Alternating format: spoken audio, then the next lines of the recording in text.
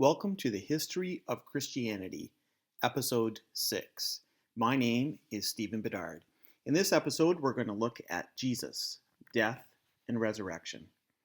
I've decided to start the story of Jesus' death and resurrection with what is commonly called the triumphal entry. That Jesus was entering Jerusalem was not all that remarkable. It was the time of the Passover, and Jews from all over were making their pilgrimage to Jerusalem. What was remarkable was the reason for his entry. Although there were Jews in the crowd who were hoping that Jesus would begin a revolt, they would overthrow the Romans, Jesus was in fact entering Jerusalem to die. Jesus was coming to conquer, but it would be a victory unlike what many were expecting. One of the things that Jesus did once in Jerusalem was to go to the temple. This is commonly called the cleansing of the temple. Before looking too closely at it, we need to consider the timing of it. The Synoptic Gospels place this story near the end of Jesus' ministry, while the Gospel of John puts it at the beginning.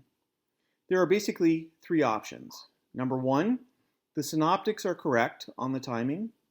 Number two, John is correct on the timing. Or three, Jesus cleansed the temple twice. I know of some very respected New Testament scholars who believe that Jesus indeed performed this action twice, but I find their arguments unconvincing. What I believe is the case is that the Synoptics are correct in the timing and that the cleansing took place near the end of Jesus' ministry. This does not mean that there is an error in John. Ancient writings, including the Gospels, were more interested in themes than in strict chronology. It's been observed that John portrays Jesus as the new temple, and so describing this event at the beginning nicely sets up that theme. A disturbance in the temple seems to make sense as one of the events to push the religious leaders to take direct action against Jesus. Why did Jesus overthrow the tables in the temple? Was there something wrong with having money changers or selling animals for sacrifice? There was a specific type of coin that was required for donations to the temple, one that most people did not have. Money changers were required to exchange the regular currency for the special coins. Regarding the animals, if you were coming to the temple from a significant distance, would you want to bring your animal with you the entire way, or just your wallet so you could purchase something closer to the temple? These activities were not just tolerable, they were necessary. The problem was with where they were doing it. There was an area outside the temple that had been set aside for this activity, but the people involved instead moved their tables into the court of the Gentiles.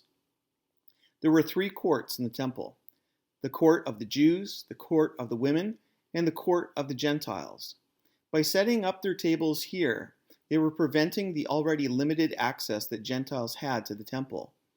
This is what made Jesus angry and what led to his trouble with some of the Jewish leaders. Speaking of Jesus' conflict with the Jewish religious leaders, some comments need to be made regarding them. There were three main sects within Judaism. There was the Pharisees, the Sadducees, and the Essenes. The Essenes are not mentioned in the New Testament, but they were active at that time.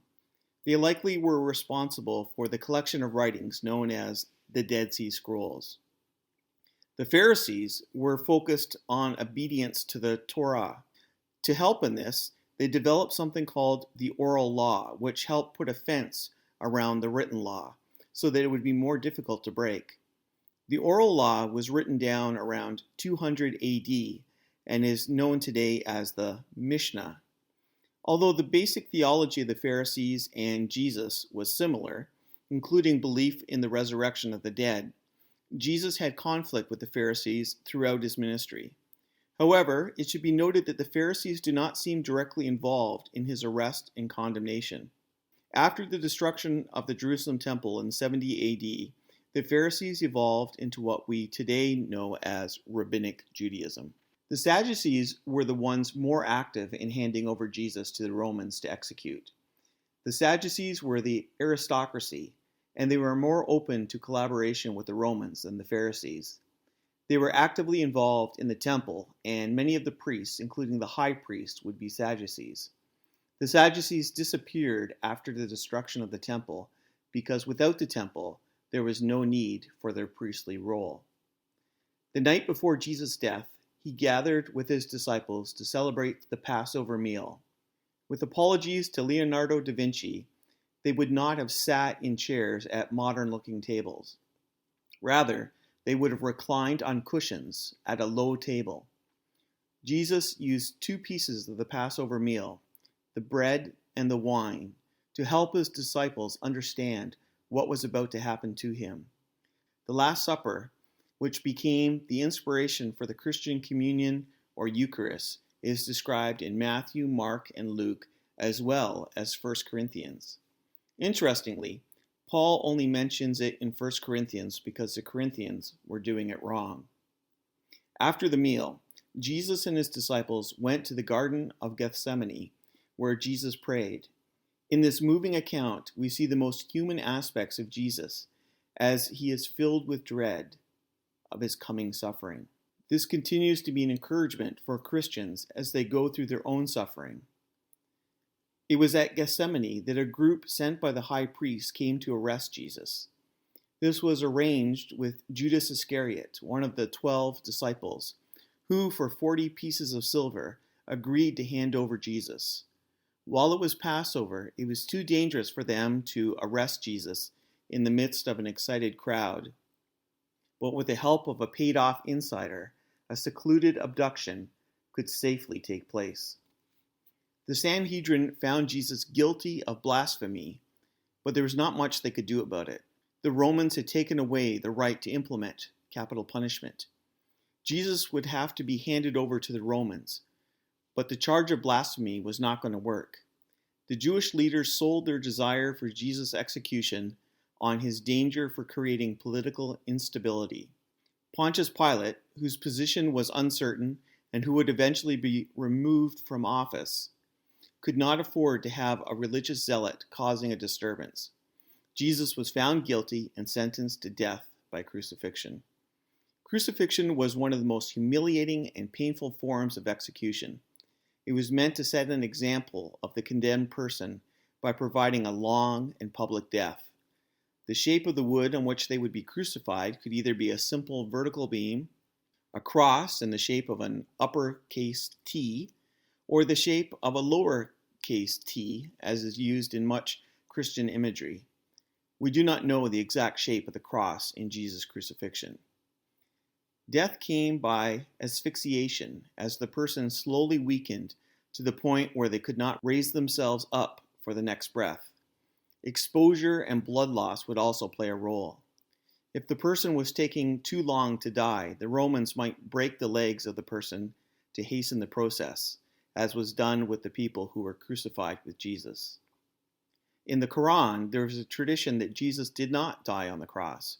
Rather, God only made it seem that he was crucified, possibly substituting Judas in his place. However, almost all non-Muslims accept Jesus' death on the cross.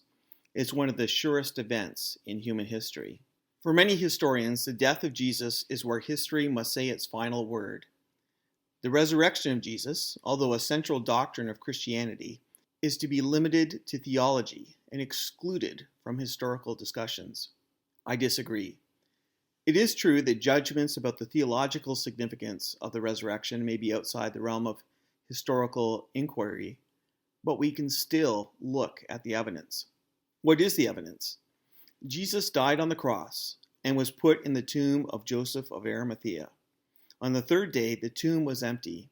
While that alone may suggest that either the witnesses went to the wrong tomb or that the body was stolen, there is more evidence. People saw Jesus alive after the discovery of the empty tomb. I was once at a conference where New Testament scholar Gerd Ludemann argued that Peter hallucinated when he claimed to have seen Jesus, and that this was based on his personal grief as well as the guilt he felt from having denied Jesus 3 times. Well, such a hypothesis could be possible if it was only Peter who saw Jesus.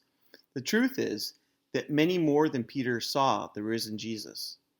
The Apostle Paul shares some important information with us in 1 Corinthians 15. Not only is Paul writing at an early stage, probably the early 50s AD, he's actually quoting an earlier Christian tradition that could have originated within a couple of years of the events. This is what Paul said, "For I passed on to you as most important what I also received, that Christ died for our sins according to the Scriptures, that he was buried, that he was raised on the third day according to the Scriptures, and that he appeared to Cephas, then to the 12. Then he appeared to over 500 brothers at one time. Most of them are still alive, but some have fallen asleep. Then he appeared to James, then to all the apostles." That's from 1 Corinthians 15, verses 3 to 7. Notice that over 500 people saw the risen Jesus, and Paul here is inviting people to go to Jerusalem to ask them about their experience. None of the competing theories are able to explain the evidence as well as the bodily resurrection of Jesus. If you want to learn more about this, I recommend Michael Licona's The Resurrection of Jesus. According to the New Testament, Jesus remained on earth in his risen state for 40 days and then ascended to heaven. Thus ends Jesus' earthly ministry, but only temporarily, as Jesus promised to return at some point in the future. Thank you for listening to this episode. I encourage you to check out my website for other episodes as well as other resources. Thank you, and God bless.